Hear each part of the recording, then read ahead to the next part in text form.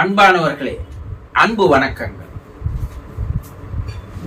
உங்கள் வாழ்க்கையினுடைய குறிக்கோள், லட்சியம், இலக்கு என்ன? ஒரு கல்லூரியில் படிக்கின்ற மாணவனை கேட்டால், நான் படிப்பை முடிக்க வேண்டும், அதுதான் என்னுடைய லட்சியம். சரி, அப்புறம் படித்து முடித்த பிற்பாடு வேலைக்கு போகணும், அதுதான் என் லட்சியம்.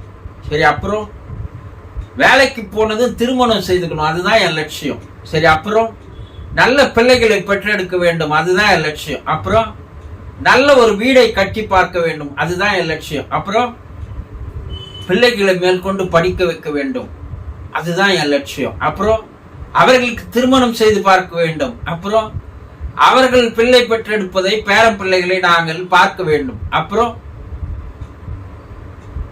இந்த லட்சியத்தை, குறிக்கோளைத்தான் எல்லோரும் வைத்திருக்கிறீர்கள் இல்லையா? இதற்கு ஒரு முடிவு என்பதே இருக்காது.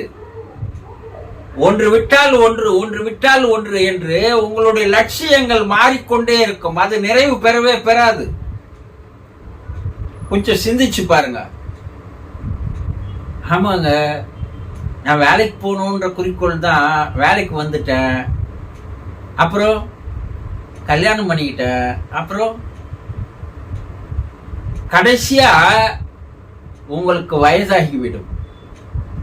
அதற்கு மேல் லட்சியம் என்னன்னு கேட்டீங்கன்னா, நிம்மதியா நான் போய் இறைவன் கிட்ட போய் சேரணுங்க, அதுதாங்க என் லட்சியம் சொல்பவர்கள் இருக்கிறார்கள் இல்லையா? நீங்கள் நிம்மதியாக இறைவன் கிட்ட போய் சேர முடியாது. ஏன்? உங்களுடைய வாழ்க்கையினுடைய, உங்களுடைய பிறப்பினுடைய நோக்கத்தை, லட்சியத்தை புரிந்து கொள்ளாமலே வாழ்ந்து வருகிறீர்கள்.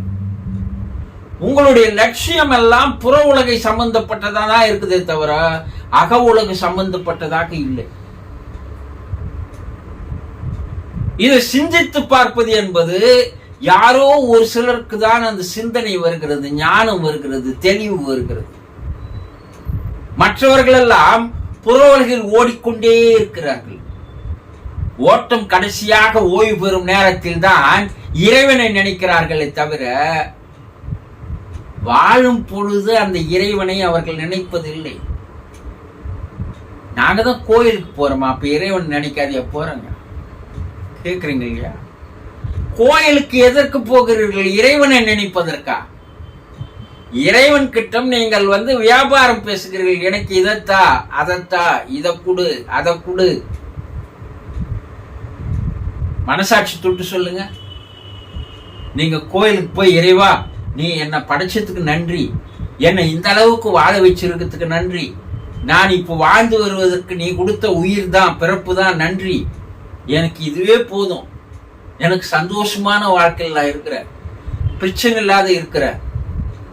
யாராவது ஒருவர் இது போல நீங்கள் இறைவனிடம் பேசுகிறீர்களா? கிடையாது. ஏதோ ஒன்று அவங்கிட்ட நிறைவேற்றிக் கொள்வதற்காக தான் அங்க ஓடுறீங்களே தவிர வேறு எந்த விதமான காரணங்கள் கிடையாது. இது சுயநலம். அவங்க இறைவன் என்ன சொல்றான் தெரியுமா? ஏன்பா, நானு உன்னை படைச்சதே எதற்கு தெரியுமா? நான் உனக்குள்ளேயே இருக்கிற, என்னை தெரிஞ்சிக்கோ, புரிஞ்சிக்கோ, நான் எல்லாத்தையுமே உனக்கு தரேன், நீ கேட்கவே வேணாம், கேட்காதையே நான் தரேன். ஆனா முதல்ல உனக்குள்ள இருக்கிற என்னை நீ எப்போது புரிந்து கொள்கிறாயோ, அறிந்து கொள்கிறாயோ, தெரிந்து கொள்கிறாயோ, அப்போது நீ என்னிடம் கேட்பதையே நிறுத்தி விடுவாய். ஏன்னா உனக்கு அளவுக்கு அதிகமாக எல்லாத்தையும் நான் தருகிறேன். நானே எது தேவை உனக்கு என்று நானே தேடி உனக்கு அனைத்தையும் நான் சர்வீஸ் பண்றேன். ஆனா நீ என்ன நினைக்கிற? நான் வெளியே எங்கேயோ இருப்பதாக நினைத்துக் கொண்டு கோயில் கோயிலாக இறைவா எனக்கு அதத்தா, இதத்தா, அதை கொடு, இதை கொடு, என் பிரச்சனையை தீர்த்து வை, என் கவலையை தீர்த்து வை. வியாபாரம் பேசுகிறீர்களே. இப்ப என்னுடைய மகிமை, மகத்துவம் உங்களுக்கு தெரியவில்லை. உனக்குள்ளேயே நான் இருக்கிறேன். உன்னுடைய வாழ்க்கையினுடைய, பிறப்பினுடைய நோக்கம், லட்சியம் என்ன தெரியுமா? உன்னை நான் படைத்தது எதற்கு தெரியுமா? உனக்குள்ளேயே நான் இருக்கிறேன், அதை தெரிந்து கொள்வதற்காக தான் உனக்கு பிறப்பு தந்த, உயிர் தந்த. ஆனா நீ எதுவுமே தெரியாமல், எதுவுமே அறிந்து கொள்வதில் ஆர்வம் இல்லாமல், நீ என்னத்தான் வந்து எங்கதான் போய் கேட்டாலோ அது உனக்கு பலிக்காது, நிறைவேறாது. இததான் இறைவன் சொல்றான். மனித பிறப்பினுடைய நோக்கம், லட்சியம் என்ன சொல்ற? ஔவையார் என்ன சொல்ற? நீ முதல்ல தன்னை அறியும் வழியை தேடு. அப்ப தலைவனை அறியும் வழி உனக்கு கிடைத்து விடும். அததான் அவ சொல்ற. தன்னை அறிய தனக்கோர் கேடு இல்லை. தன்னை அறியாமல் தானே கெடுக்கின்றான். தன்னை அறியும் அறிவை அறிந்த பின் தன்னையே அர்ச்சிக்க தான் இருந்தானே. நீ உள்நோக்கு பார்வையை திருப்பாதவரை, அக உலக பார்வையை பார்க்காதவரை நீ புற உலகில் பார்த்து கொண்டிருக்கின்ற எதுவும் உனக்கு எதையும் தராது. அப்போ நம்மளுடைய பிறப்பினுடைய நோக்கம், லட்சியம் என்னன்னே தெரியாத, ஓடி ஓடி ஓடி ஓடி சேர்த்து சேர்த்து சேர்த்து கடைசியாக எதையுமே எடுத்து போகாமல் போகிறாயே, ஏன் இந்த ஆட்டம் என்றுதான் இறைவன் கேட்கிறான்.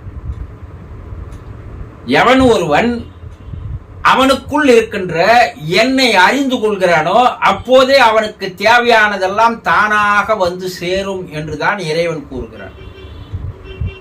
அப்ப நம்ம பிறப்பினுடைய நோக்கம், லட்சியம், குறிக்கோள் என்னன்னா, நமக்குள் இருக்கின்ற ஆண்டவனை, கடவுளை, தெய்வத்தை அறிந்து கொள்வதற்காக தான் இந்த உடல், இந்த பிறப்பு, இந்த அறிவு தரப்பட்டிருக்கிறது.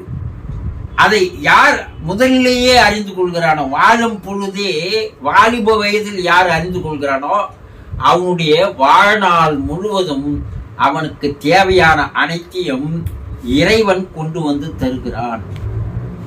இதுதான் உண்மை. இதை தெரிஞ்சுக்கிறதுக்கு முயற்சி பண்ணுங்க. சிறிதளவாவது ஆர்வத்தை காட்டுங்கள், அக்கறை எடுங்கள். அப்போ நீங்க எதையுமே உங்ககிட்ட இல்லைன்னே சொல்ல முடியாது. எல்லாம் நிறைவாகவே வந்து சேரும். புரிந்து கொண்டீர்களா?